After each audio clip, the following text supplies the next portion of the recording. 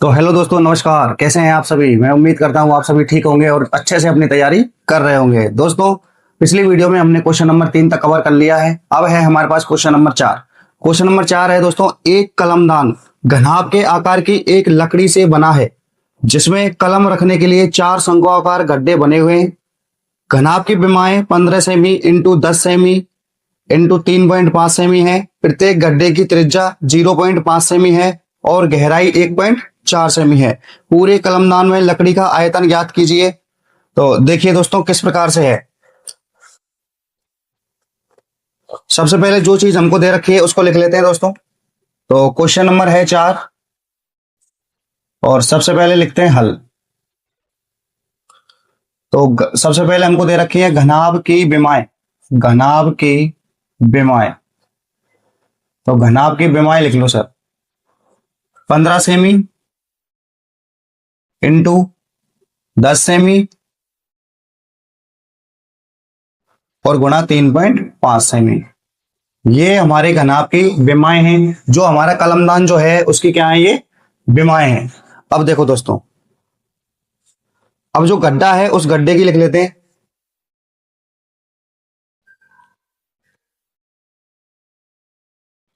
गड्ढे गड्ढे की त्रिज्या, तो गड्ढे की त्रिज्या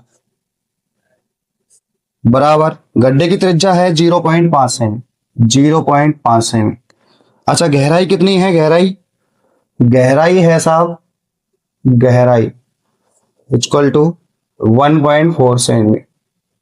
ये गहराई है। तो देखिए दोस्तों, मैं यहाँ पे चित्र बना देता हूं कलमदान का।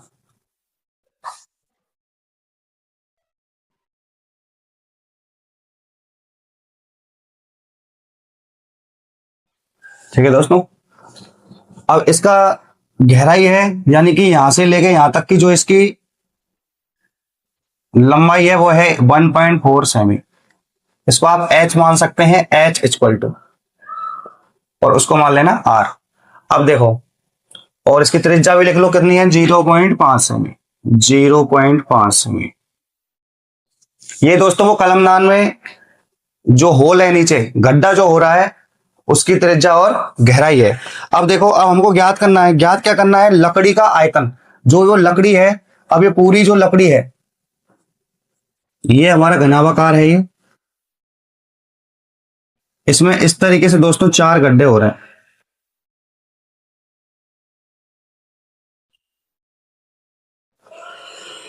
तो बिल्कुल चारों के चारों सेम टू सेम है।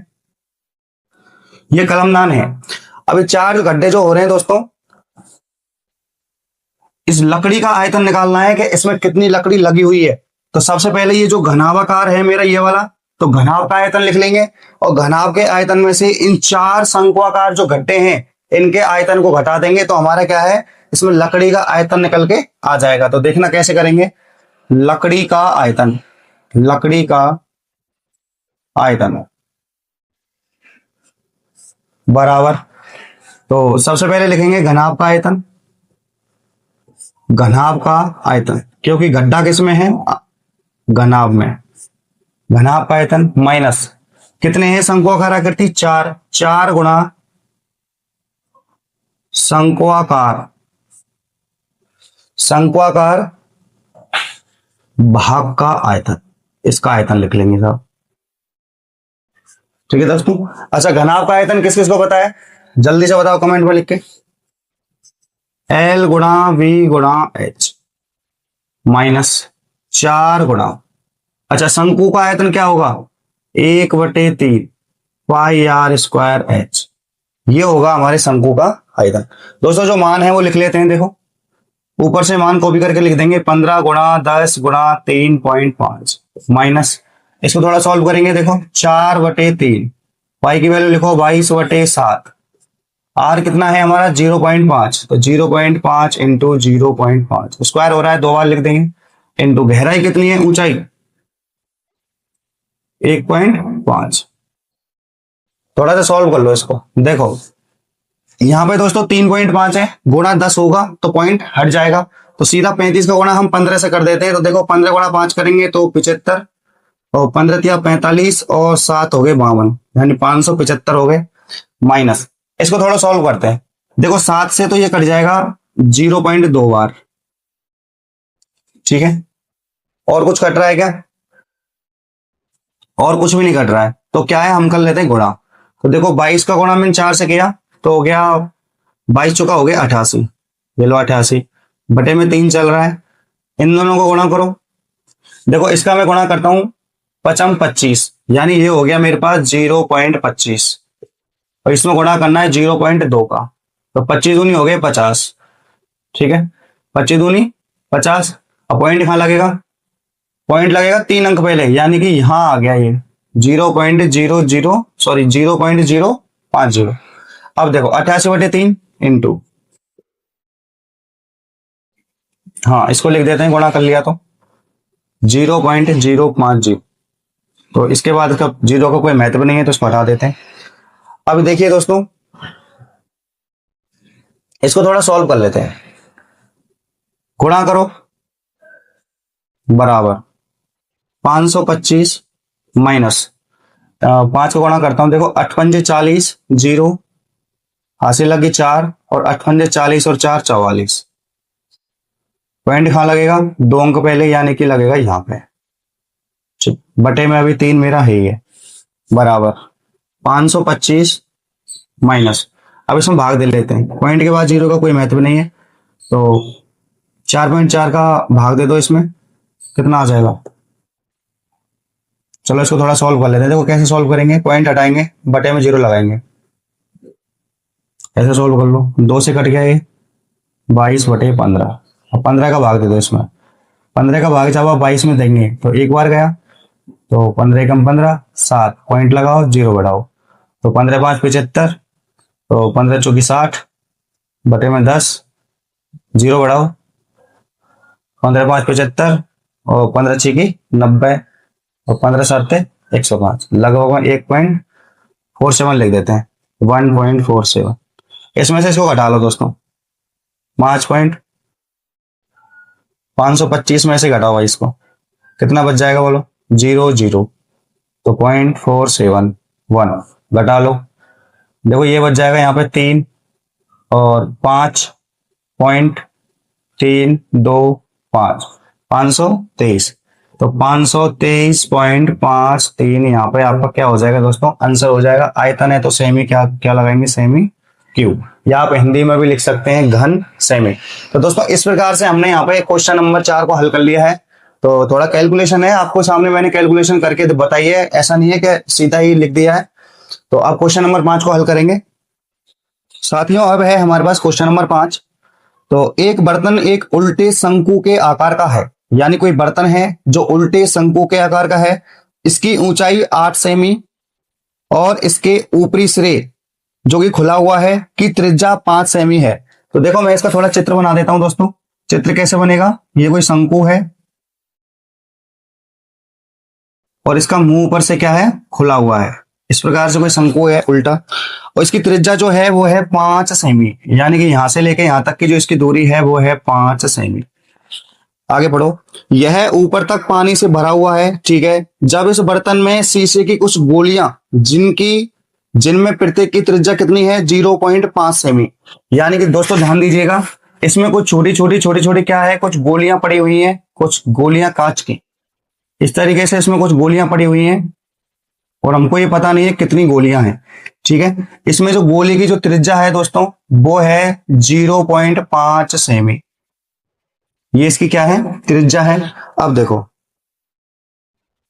ये मैंने अंदर वाले की त्रिज्या रखी है और ये ऊपर वाले की है, तो एक को मैं R1 मान लेता हूं और दूसरी को R2 मान लेता हूं, ठीक है। आगे पढ़िए। डाली जाती है तो इसमें से भरे हुए पानी का 1/4 भाग निकल जाता है। यानी कि दोस्तों इसमें पानी भरी हुई है, अब इसमें जो कंची अगर ऊपर से डालेंगे तो कुछ ना कुछ पानी का हिस्सा बाहर निकलेगा, उसी का हमको क्या है दोस्तों? इसमें आयतन निकालना है। आगे बढ़ते हैं। तो बर्तन में डाली गई शीशे की गोलियों की संख्या ज्ञात करनी है। हमको ज्ञात करना है कि इसमें कितनी गोलियां डाली गई हैं। सबसे पहले जो हमको दे रखा है उसको लिख लेते हैं। तो देखो सबसे पहले लिखेंगे शंक्वाकार भाग की त्रिज्या। जो शंक्वाकार भाग है आपका उसकी त्रिज्या लिख लेते हैं, क्या मानी हमने, R1 मानी है, इक्वल टू कितना है 5, तो लिख दो 5 सेमी। ठीक है, अच्छा इसकी ऊंचाई भी तो दी है ना, क्या दी है 8 सेमी। इसकी ऊंचाई जो है दोस्तों वो है 8 सेमी, यानी यहां से लेके इसकी जो दूरी है वो है 8 सेमी। ठीक है, तो अब शंक्वाकार भाग की क्या है, ऊंचाई लिख लेते हैं। ऊंचाई, शंक्वाकार भाग की ऊंचाई h इक्वल टू 8 सेमी। ये तो बात हो गई शंकु की। अब इसमें जो गोलियां डली हुई हैं वो किस प्रकार की हैं, गोला, कैसी आकृति होंगी, गोलाकार है। तो देखो, तो गोले की त्रिज्या या गोलियों की त्रिज्या क्या मानी हमने, R2 कितनी है भाई, 0.5 सेमी। ठीक है, ठीक है भाई दोस्तों। अब देखो, अब बात करते हैं कि इसमें हमको निकालनी कैसे है भाई, हमको निकाल, चलो मैं मान लेता हूं, माना माना माना इसमें डाली गई गोलियों की संख्या, डाली गई गोलियों की संख्या कितनी है, n मान लेता हूं मैं, कि इसमें मैंने n गोली यहां से निकाली है। अब देखो दोस्तों, अब वो कह रहा है कि इसमें जब उसने गोली डाली तो इसमें जो पानी था, टोटल जो पानी था, यानी इस शंकु का जो आयतन है उसका 1/4 भाग बाहर निकल जाता है। तो इसका क्या मतलब हुआ, देखो,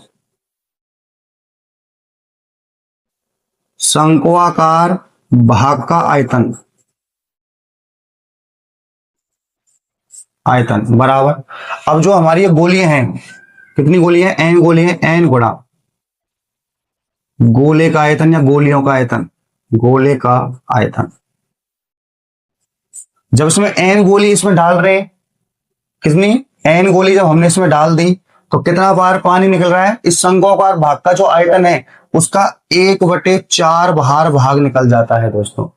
ठीक है, ये समझ में आ रहा है क्या, कि जो इसमें पूरा जो पानी भरा हुआ है, इस बर्तन में जो पूरा पानी भरा हुआ है और इसमें जो गोलियां डाली गई हैं, तो इसमें टोटल जो पानी भरा हुआ है, माना इसमें 100 लीटर भरा हुआ है, तो गोलियां डालने से कितना बाहर निकल गया, 25 लीटर बाहर निकल गया, यानी 1/4 बाहर निकल जाता है। वही मैंने यहाँ पे लिखा है।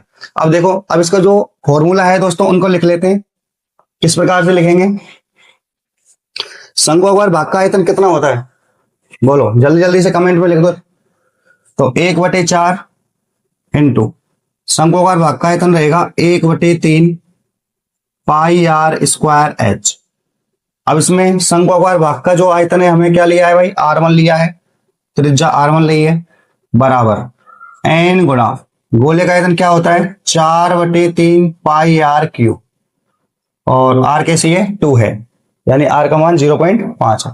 इसको थोड़ा सॉल्व करते हैं। देखो मान रखें 1/4 इंटू 1/3 पाई का मान रखो 22/7, पाई तो कट जाएगा ना दोनों तरफ, पाई तो काट दो।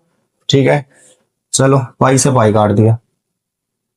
ठीक है, तो इस 3 को भी मत लिखो, 3 से 3 काट देता हूं, 3 से तो 3 कट गया, 4 से 4 का मत काट देना, ये नीचे बटे में है ऊपर। तो देखो यहां पे क्या रह गया, R1 स्क्वायर h बराबर, यहां पे हमारा रह गया है n इंटू 4 गुणा R2 क्यूब, मान रख दो फटाफट, 1/4 इंटू R1 स्क्वायर, R1 क्या है 5, 5 का स्क्वायर 25 इंटू h की वैल्यू 8 बराबर n गुणा 4 गुणा R2 की वैल्यू 0.5, 0.5 गुणा 0.5 गुणा 0.5। अब देखो पक्षांतरण कर लो, 4 से तो ये कट गया 2 बार, 25 दूनी हो गई 50, तो ये लो 50, 4 किस में आएगा, बटे में आएगा, और इनका गुणा करके भी आप बटे में ले आओ उसको। तो 5 पचम 25 और 25 पंजे 125, और पॉइंट कहां लगेगा, 3 अंकों के पहले, यानी जब आप 5 गुणा 5 गुणा 5 करेंगे तो पचम 25, 25 पंजे 125, तो कैसे लिखेंगे 125, 3 अंक पहले पॉइंट 1 2 3, यानी पॉइंट यहां लगेगा। ठीक है दोस्तों, इनका आप जब गुणा करेंगे, जब तो 50 बटे में ले आओ, बटे 4 इंटू उसको भी लिख दो 0.125 बराबर n। अब इसको सॉल्व करो। देखो एक जीरो से तो एक पॉइंट इधर सरक जाएगा, यानी कि पॉइंट को हटाएंगे तो 3 जीरो ऊपर लगा दो। चलो इसको ऐसे सॉल्व कर लेते हैं। 0 1 2 3 बटे इसका गुणा करो। 125 गुणा 4 किया जब मैंने, देखो 25 चुका 100, 500 हो गया, 500 बराबर में है। 2 जीरो से 2 जीरो कट गई, 5 से ये 5 कट गया, एक बार 1 जीरो, यानी कि n की वैल्यू आ गई मेरे पास 100। कितनी आ गई? 100 आ गई। यहां से मैं लिख सकता हूं n बराबर 100, यानी गोलियों की संख्या कितनी है दोस्तों? 100 है। तो यहां पे लिख दो अतः बर्तन में डाली गई गोलियों की संख्या 100 है। गोलियों की संख्या 100 है। ठीक है दोस्तों, इस प्रकार से आप अतः लिख सकते हैं। तो क्वेश्चन नंबर 5 को हमने यहाँ पे सॉल्व कर लिया है दोस्तों। उम्मीद करता हूं आपको यहाँ पे समझ में आया होगा। अगर आपको समझ में नहीं आ रहा है तो आप कमेंट सेक्शन खुला है, उसमें जरूर लिख के जाएं, मैं आपको दोबारा ट्राई करूंगा समझाने का। तो अभी करेंगे क्वेश्चन नंबर 6 को।